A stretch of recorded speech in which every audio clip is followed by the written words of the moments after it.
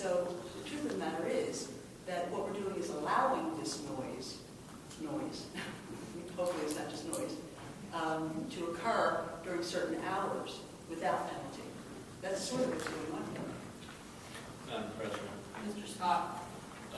The question Mike poses here is, how does this differ from the noise ordinance? And Mr. Gill will correct me if I'm wrong, but I think the answer is it does not. The definition of noise disturbance was lifted verbatim from our noise ordinance, and therefore there would be no difference. It's the same thing. It's defined right there in 8018. I just got to squeeze in the fact that I'm interested in this ordinance is because it limits where people can street perform. The noise ordinance doesn't do that.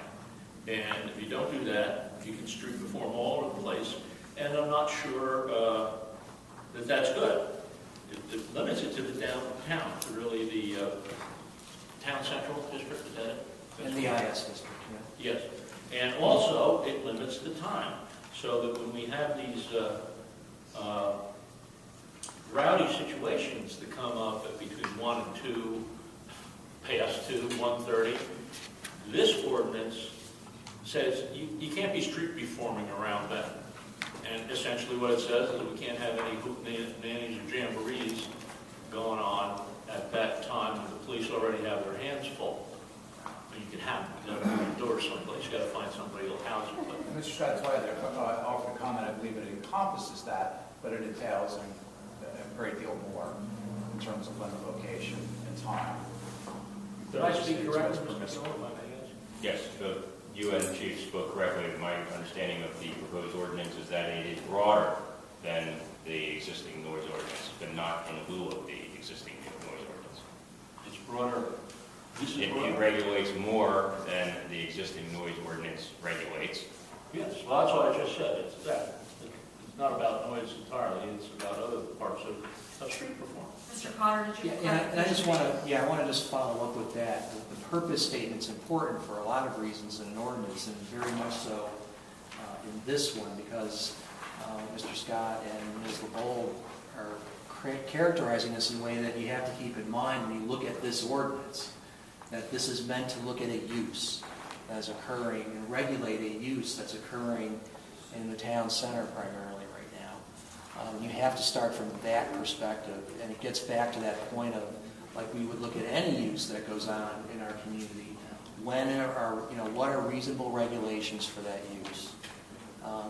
If you start from that perspective, I think it's easier to read through this.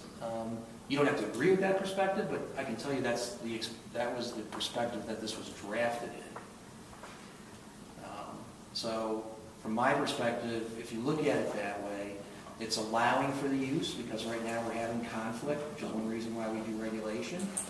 When there's conflict, we need to regulate. That's council's responsibility to the community, health, safety, welfare.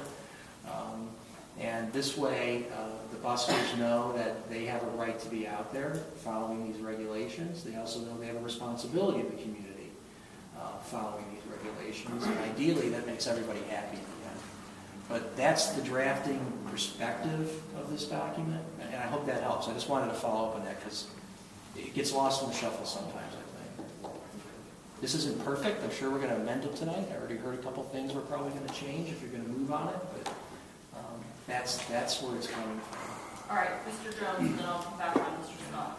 Yeah, I'm going to offer a thought about whether the noise ordinance is apt, or what's the difference between this and the noise ordinance, and it has to do largely with what several people have just said about this applying to town center. I spent most of my youth and adult life living in what we euphemistically refer to as mixed communities, i.e. Southeast and Westchester, that kind of place. Okay? So lots of noise. Right? And one of the things that's real different about noise when you live in a neighborhood and noise up in the town center is it's 2 in the morning. People next door crank it up. Okay, I can get up and say something, or I can go try to get back to sleep and wait till tomorrow and go say something. Second choice works though, because they're going to be there in the morning. Okay, I know who my neighbors are, or at least for 12 months at a time. Whereas in the town center, that's not the case, all right? And so you either got to get up and deal with it right away yourself. And the reason I say this is because the police don't handle most of the noise complaints in this town. People do, all right? And here at the town center, it's a lot harder for people to deal with them than it is when you're in a neighborhood where you know who's next door, or you know who owns the rental property, or whatever else it might be. So I would say that that's at least a reason why this offers something that is absent in the town center. Mr. Scott.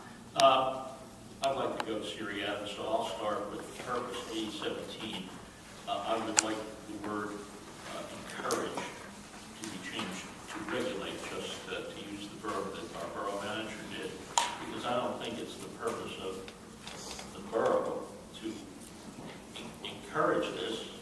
We're trying to regulate it here, and I don't know, many of my constituents might not want to encourage it.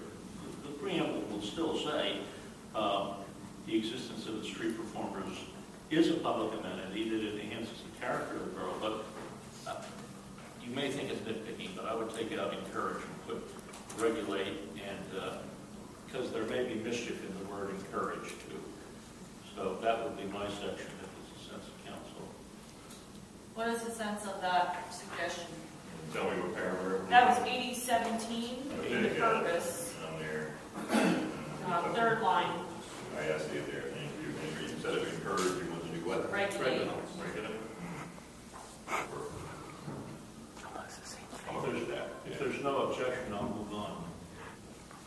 Is everyone okay with Well, this? but that changes the context of the rest of the sentence, though. I think we'd have to change something later in the sentence. Regulate such performances Oh, yes. in such a way Yes, or so that. so that. So that, yeah. Thank you. I mean, if that's what we want to do. So let's at I think that's a least good use that sentence. as like a placeholder. Regulate rather than encourage, so that rather than to the extent that. I think there are people that I've heard who would agree that that's a good change. Madam President, Yes, sir. now this is just a little one, but we talk about residents, and we talk about residents, businesses, and institutions, and visitors, too, I would say. I would just put the word in visitors at the end. I mean, that's what the bid is all about, trying to attract more visitors to our town that don't live here. Residents, It's visitors, businesses, and institutions. Yes, residents, visitors.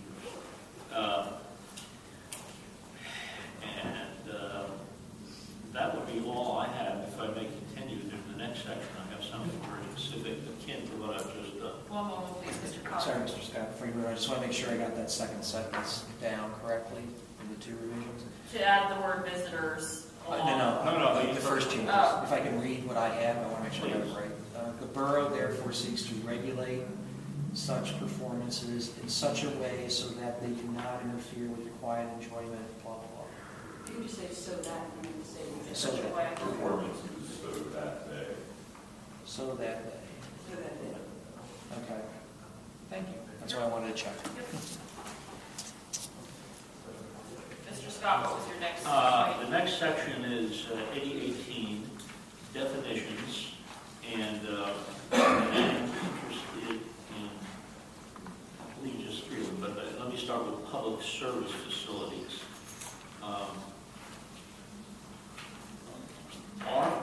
Is the term public service facilities used elsewhere in the ordinance? Because I mean,